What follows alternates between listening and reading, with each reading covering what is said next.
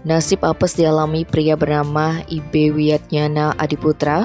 Mobilnya yang terparkir di Jalan Tamrin Banjar Pemedilan Pemecutan Denpasar Barat terbakar pada Senin 21 Agustus 2023. Kepulan asap hitam pekat tampak membumbung dari mobil jenis Nissan Livina X-Gear tersebut. Dilansir dari akun resmi Pusdalops BPBD Kota Denpasar, peristiwa itu terjadi sekitar pukul 15.40. BPBD yang menerima laporan kejadian tersebut mengerahkan regu pemadam kebakaran menuju lokasi.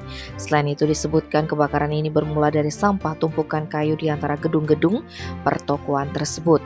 Kebetulan di dekatnya mobil milik Wiatnyana tengah terparkir. Selain mobil milik korban, masih ada mobil lain yang posisinya juga berdekatan.